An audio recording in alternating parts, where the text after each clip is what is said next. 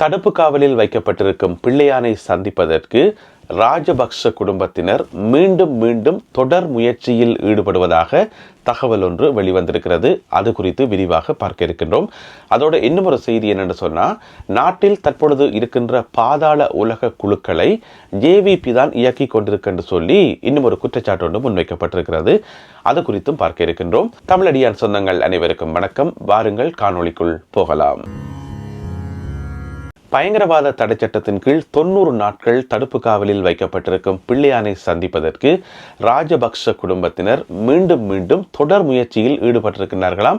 எப்படியாவது பிள்ளையானை சந்தித்து அவர்கள் சொல்ல நினைக்கிற அந்த ரகசியத்தை சொல்லணும், அல்லது ஏதாவது கட்டளைகள் இருந்தால் அதை சொல்லணும், இப்படி செய் அப்படி செய் என்று சொல்லணும்ன்றதுக்கு படாத பாடு படினம் என்று சொல்லி தகவல் ஒன்று வெளிவந்திருக்கிறது. இந்த தகவலை வெளியில் சொல்லியிருக்கிறார் பார்த்தீங்கன்னு சொன்னால் அமைச்சர் பிமல் ரட்நாயக்கா அவர்கள். எங்கள் எல்லாருக்குமே தெரியும், ஏற்கனவே உதய கம்மன்பில லோயர் வேஷம் போட்டுக்கொண்டு போய் பிள்ளையானை சந்தித்தவர். அவர் லோயர் வேஷம் போட்டதே பிள்ளையானை சந்தித்து சில ரகசியங்களை சொல்றதுக்கும் ஒரு சில முக்கியமான தகவல்களை அங்கே பாஸ் பண்றதுக்கும் தான். ஆனால் வேலமினக்கட்டு போனவர் லோயர் வேஷம் போட்டுக்கொண்டு அது பிழைச்சு போச்சு. ஏன்னு சொன்னால் பக்கத்தில் 4 போலீஸ்காரன் இருக்கணும். அதாவது பிள்ளையானை தனியை சந்திச்சு கதைக்கத்தான் இவர் முயற்சி செய்தவர். ஆனால் அதற்கான வாய்ப்பு அவருக்கு கிடைக்கல. என்னன்னு சொன்னால் பக்கத்தில் 4 போலீஸ்காரன் நின்றவே. பிறகு வெளியில உடனடியாக ஊடகங்கள் மத்தியில் சொன்னவர், இந்த மாதிரி நான் சந்திக்க போனான், பக்கத்தில் 4 போலீஸ்காரன் நின்றவே, அதனால என்னால் ஒழுங்காக கதைக்க முடியல, சந்திக்க முடியலன்னு சொல்லி. எனவே இவர் போகைக்குள்ளேயே ரகசியமாக கதைக்கிறதுக்கும் ஏதோ ஒரு முக்கியமான விஷயத்த சொல்றதுக்காக தான் போயிருக்கிறார். அந்த ஒரு நோக்கத்தோட போயிருக்கிறார். ஆனால் அந்த நோக்கம் பிழைச்சு போச்சு. அதுக்கு பிறகு சந்திச்சாரா இல்லையா இன்னும் ஏதாண்டு தெரியல. இப்பவும் லோயரா தான் இருக்காரா அல்லது லோயர் வேலையை விட்டுட்டாரா இன்னும் தெரியல. எனவே உதய கம்மன்பில அவர்களுடைய சந்திப்பு நன்கு திட்டமிடப்பட்ட உண்டு. அதுக்கு பின்னால ராஜபக்ஷ குடும்பத்தினர் இருக்கிறன்றது எங்கள் எல்லாருக்குமே நல்ல வடிவா தெரியும். இப்ப அமைச்சர் பிமல் ரட்நாயக்கா ஒரு தகவல் சொல்லியிருக்காரு. என்னன்னு சொன்னா, இன்னும் ஒரு பாராளுமன்ற உறுப்பினர், அதாவது முன்னாள் பாராளுமன்ற உறுப்பினர் ஒரு ஆளுக்களால கடுமையாக ட்ரை பண்ணி கொண்டிருக்கணுமாம் ராஜபக்ஷ குடும்பத்தினர் பிள்ளையானை சந்திக்கிறதுக்கு. அதாவது அந்த முன்னாள் பாராளுமன்ற உறுப்பினரை அனுப்பி பிள்ளையானை சந்திக்க வச்சு அவருக்களால தகவல்களை பாஸ் பண்றதுக்காக ராஜபக்ஷ குடும்பம் படாத பாடுபடுது என்று சொல்லி அமைச்சர் பிமல் ரட்நாயக்கா சொல்லியிருக்கார். இப்ப எதுக்கு ராஜபக்ஷ குடும்பம் இந்த பாடுபடினம் என்று சொன்னா, எங்கள் எல்லாருக்குமே தெரியும், ஈஸ்டர் குண்டு தாக்குதலுடைய பின்னுக்கு இருக்கிறது அவியல் தான். பிள்ளையான் எக்கச்சக்கமான தகவல்களை ஏற்கனவே சொல்லிட்டார். நிறைய வாக்குமூலம் குற்றப்புலனாய்வு பிரிவுக்கு கொடுத்தாச்சு. இந்த தாக்குதல் சம்பந்தமாக ஜனாதிபதியினுடைய விசாரணை ஆணைக்குழு 67,000 பக்கங்கள் அடங்கிய மிகப்பெரிய ஒரு இறுதி அறிக்கை ஒன்றை குற்றப்புலனாய்வு பிரிவுக்கு கொடுத்திருக்குது. அதில் சொல்லப்பட்டிருக்கிற விஷயங்களும் பிள்ளையான் சொன்ன விஷயங்களும் ஒன்றுதான் என்று சொல்லப்படுகிறது. எனவே பிள்ளையான் இலங்கையினுடைய வரலாற்றில் நடந்த மிக மோசமான ஒரு சம்பவத்தினுடைய முக்கியமான சாட்சிகளை சொன்ன ஒரு நபர், முக்கியமான உண்மைகளை வெளியிட்ட நபர் என்கின்ற ஒரு பெயரும் பெருமையும் அவருக்கு கிடைக்கும் என்று சொல்லி அமைச்சர் பிமல் ரட்நாயக்கா சொல்லியிருக்கார். ஏனென்று சொன்னால், பிள்ளையானுடைய வாயிலிருந்து வரப்போற வசனங்கள் அல்லது ஏற்கனவே வந்துவிட்ட சில வசனங்கள் தான் இலங்கையினுடைய அடுத்த கட்டத்தை தீர்மானிக்க போகுது. இந்த ஈஸ்டர் குண்டு தாக்குதலினுடைய விசாரணையினுடைய அடுத்த கட்டத்தை தீர்மானிக்க போகுது. உண்மையான குற்றவாளிகளை அடையாளம் காட்ட போகுது. 6 வருடங்களாக ஒளிச்சு திரிஞ்சாக்கள், அரசியல் பாதுகாப்பில் திரிஞ்சாக்கள், பல்வேறு செல்வாக்குகளை பயன்படுத்தி கொண்டு மறைஞ்சிருந்தாக்கள் வெளியில வரப்போற காலம் மிக விரைவில் வந்துவிட்டது, மிக அண்மையில் வந்துவிட்டது என்று சொல்லி அமைச்சர் சொல்லியிருக்கார். எனவே பிள்ளையாண்ட கையில தான் அனைத்துமே இருக்குது. அதனாலதான் அவரை அவசரமா சந்திச்சு ஏதோ ஒரு தகவலை சொல்றதுக்கு ராஜபக்ஷ குடும்பத்தினர் படாத பாடு படினம் என்று சொல்லி இப்ப தகவல்கள் வந்திருக்குது. உண்மையிலேயே சந்திச்சு தகவல்லாம் சொல்ல போறீங்களா அல்லது வேற ஏதாவது செய்ய போறீங்களான்றது மிகப்பெரிய ஒரு கேள்விக்குறியாக இருக்குது. ஏற்கனவே நாங்கள் காணொளிகளை சொல்லிக்கிறோம், பிள்ளையான் மட்டும் இப்ப வெளியில இருந்திருப்பாராக இருந்தால், இந்த சந்தர்ப்பத்தில் வெளியில இருந்திருப்பாராக இருந்தால் நிச்சயமாக அவருக்கு ஏதாவது ஒரு மிகப்பெரிய ஆபத்தொண்டு ஏற்பட்டிருக்கும். இங்கால நாங்கள் வெளியில பார்க்கிற நிறைய பேருக்கு என்னென்ன சம்பவங்கள் நடந்துருக்கு என்று சொல்லி இது எல்லாத்தையும் மீறி பிள்ளையான் தான் சொல்ல வேண்டிய விஷயங்கள் எல்லாத்தையும் சொல்லிவிட்டார் என்றதான் மறக்க முடியாத உண்மை.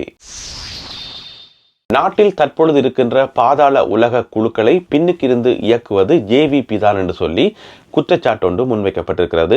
இந்த குற்றச்சாட்டை முன்வச்சுக்கிறது யாருன்னு பார்த்தீங்கன்னு சொன்னால், ஸ்ரீலங்கா பொதுஜன பெரமுன, அதாவது மொட்டு கட்சியினுடைய பொதுச் செயலாளர் சாகர காரியவம்சம் அவர் தான் இந்த குற்றச்சாட்டை முன்வைத்திருக்கின்றார்.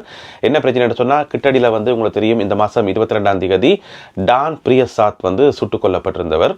அவருடைய கொலை மிகப்பெரிய மர்மமாக இருக்குன்னு சொல்லி, அதுக்கு பின்னால் நிறைய காரணங்கள் இருக்குன்னு சொல்லி இவர் சொல்லியிருக்கிறார். ஏன்னு சொன்னால், டான் பிரியசாத் தொடர்ச்சியாக இப்போ இருக்கிற தேசிய மக்கள் சக்தி சக்தி கட்சியையும், அதாவது என்பிபி கட்சியையும் ஜேவிபி கட்சியை வந்து தொடர்ச்சியாக எதிர்த்து கொண்டு வந்தவர், எதிராக குரல் எழுப்பி கொண்டு வந்தவர். எனவே பாதாள உலக குழுக்களை பயன்படுத்தி ஜேவிபி தான் இந்த ஒரு வேலையை செய்திருக்க முடியும் என்று சொல்லி தாங்கள் சந்தேகிப்பதாக அவர் சொல்லியிருக்கின்றார்.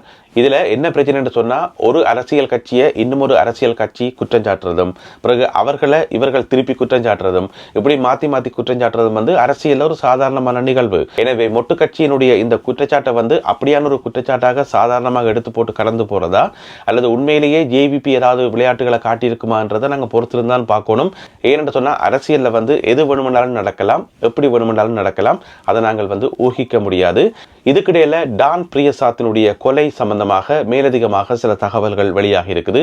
உங்களுக்கு தெரியும், ஏப்ரல் மாதம் 22ஆம் தேதி இரவு 9:10 அளவில் அவர் சுட்டுக் கொல்லப்பட்டிருந்தவர். அவருடைய வீட்டில் வச்சு, அதாவது வந்து ஒரு இரவு பார்ட்டி ஒன்று நடந்ததாம், ஒரு மதுபான பார்ட்டி ஒன்று வச்சவையாம். எதுக்காக அந்த மதுபான பார்ட்டி என்று சொன்னால், ஒரு ஆளுடைய மோட்டார் சைக்கிளை வந்து ஒரு நல்ல விலைக்கு வித்து கொடுத்தவராம் டான் பிரியசாத். அவர் வந்து அரசியல் செயல்பாட்டாளர், சமூக செயல்பாட்டாளர் என்று சொல்லி சில ஊடகங்கள் வந்து சொல்லிக் கொண்டிருக்குது. ஆனால் பார்ட் டைமாக வந்து இப்படி மோட்டார் சைக்கிள் விற்கிற வேலையும் பார்க்குறாரு போலக்கு, புரோக்கர் வேலையும் பார்க்குறாரு போலக்கு. எனவே யாரோ ஒரு ஆளுடைய மோட்டார் சைக்கிளை வந்து நல்ல விலைக்கு வித்து கொடுத்துருக்கிறார். எனவே அதை கொண்டாடுறதுக்காக ஒரு மதுவான பார்ட்டி ஒன்று வச்சிருக்கணும். அப்படி அந்த பார்ட்டியில் இருக்கும்போது தான் அவர் வந்து சுட்டுக் கொல்லப்படுறார். என்ன பிரச்சனைன்னு சொன்னால், மொட்டு கட்சியினுடைய பொதுச் செயலாளர் சாகர காரியவம்சம் இன்னும் ஒரு கருத்தையும் சொல்லியிருக்கார். அதாவது வந்து டான் பிரியசாத் வந்து சுடப்பட்டு காயமடைந்து மருத்துவமனையில் அனுமதிக்கப்பட்டிருந்த போது, அவருக்கு சிகிச்சைகள் வழங்கப்பட்டு கொண்டிருந்த போதே வந்து அவர் செத்துட்டார் என்று சொல்லி வெளியில தகவல்கள் வந்தது. எனவே அவருடைய சாவை வந்து யாரும் முதலே எதிர்பார்த்து கொண்டு வந்திருக்கணும். அது இந்த அரசாங்கத்தினுடைய வேலை தான். அது மட்டும் இல்லாமல் சமூக வலைத்தளங்கள் எல்லாம் வந்து அவர் சாகிறதுக்கு ரெடியாக இருந்த மாதிரி நிறைய பதிவுகள் எல்லாம் வந்தது என்று சொல்லி முன்கூட்டியே யாருக்கோ தெரிஞ்சிருக்கு என்று சொல்லி இவர் ஒரு சந்தேகத்தை வெளியிட்டிருக்கார். எனவே அவருடைய மரணத்தில் வந்து சந்தேகம் நிலவுவதாக இவர் தொடர்ச்சியாக சொல்லிக் கொண்டு வரார். இதுக்கிடையில் வந்து இந்த கொலை சம்பவத்தில் ஈடுபட்ட பிரதான சந்தேக நபரை வந்து போலீசார் கைது செய்திருக்கணும். அவருடைய பேர் வந்து துலாவாம். துலான்னு சொல்றதாம். முழு பேர் வந்து துலான் மதுசங்க என்றதான் அவருடைய பேராம். அவரை வந்து இப்போ தொடர்ந்து தடுப்பு காவலில் வைக்கிறதுக்கான அனுமதி வந்து வழங்கப்பட்டிருக்கிறது. அவர் மேலே தொடர்ந்து விசாரணைகள் நடந்து கொண்டிருக்குது. என்ன பிரச்சனை என்று சொன்னால், அவர் வந்து சில விஷயங்களை வந்து சொல்லியிருக்கார், எதற்காக இந்த கொலை இடம்பெற்ற என்று சொல்லி. அந்த துலாண்டவர் வந்து ஒரு ஆட்டோவில் போயிருக்கார் ஒரு 4 நாளைக்கு முதல். அதாவது ஏப்ரல் மாதம் 22ஆம் தேதி இவர் கொல்லப்படுறதுக்கு ஒரு 4 நாளைக்கு முதல் அவர் வந்து ஒரு ஆட்டோவில் போய் கொண்டு வந்திருக்கார். அந்த ஆட்டோவை வந்து டான் பிரியசாத் வந்து மறித்து, அந்த ஆட்டோவுக்கு மடித்து இவருக்கு மடித்து அச்சுறுத்தினாராம் என்று சொல்லி ஒரு தகவல் இருக்குது. எனவே அதுக்கு பழிவாங்கும் விதமாக இந்த தாக்குதல் இடம்பெற்றதாக சொல்லப்படுது.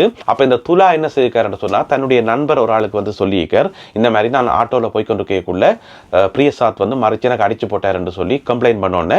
அப்ப அந்த நண்பர் சொல்லியிருக்கார், இது கஞ்சிப்பான இம்ரான் வந்து லைன்ல இருக்கார், அவரோட கனெக்ட் பண்ணி விடுறேன் அவரோட கதை என்று சொல்லி. அந்த கஞ்சிப்பான இம்ரான் தான் இந்த கொலையினுடைய பிரதானமான சூத்திரதாரி என்று சொல்லி சொல்லப்படுது. அவர் வந்து வெளிநாட்டில் இருக்காராம்.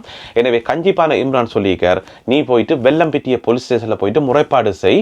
அப்ப முறைப்பாடு செய்தோடனே அவர் வந்து போலீஸ் ஸ்டேஷனுக்கு வர வேண்டியிருக்கும் தானே. டான் பிரியசாத் வந்து போலீஸ் ஸ்டேஷனுக்கு வாக்குமூலம் கொடுக்கறதுக்கு வர வேண்டியிருக்கும். அப்படி வார வழியில வந்து நாங்கள் ஆளை வந்து முடிச்சிடுவோம் என்று சொல்லி ஒரு ஐடியா போட்டு கொடுத்துருக்கார். எனவே வந்து அவர் போலீஸ் ஸ்டேஷன் அடியில் வச்சு முடிக்கிறது தான் பிளான் போட்டிருந்திருக்கணும். ஆனா அன்றைக்கு வந்து எதிர்பாராத விதமாக டான் பிரியசாத் வந்து போலீஸ் ஸ்டேஷனுக்கு போகவே இல்லையாம்.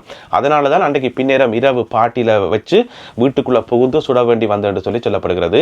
இதுக்கிடையில டான் பிரியசாத்தினுடைய மனைவி இருக்கிறாரோ, மனைவியினுடைய தங்கச்சியும் தங்கச்சியினுடைய கணவரும் கணவருடைய அப்பாவும் இந்த எல்லாருமே வந்து கைது செய்யப்பட்டிருக்கணும். அதாவது சுருக்கமாக சொல்ல போனால் எல்லாருமே வந்து ஒரே குடும்பத்தினர். அதாவது டான் பிரியசாத்தினுடைய சகலையினுடைய அப்பாவும் வந்து கைது செய்யப்பட்டிருக்கணும். ஏன்னு சொன்னால் அவைகளுக்கும் இவைக்கும் இடையில வந்து தொடர்ந்து நெடுக குடும்ப பிரச்சனை இருந்துகிட்டே இருக்காம். இதுக்கு முதல் வந்து டான் பிரியசாத்தினுடைய தம்பி வந்து வெட்டி கொல்லப்பட்டவர். அந்த கொலையிலேயும் வந்து இவர்களுக்கு பங்கு இருக்குன்னு சொல்லி ஒரு குற்றச்சாட்டு இருக்குது. எனவே இது எல்லாத்தையும் சேர்த்து வச்சு இப்போ அவர்களும் வந்து கைது செய்யப்பட்டிருக்கின்றார்கள்.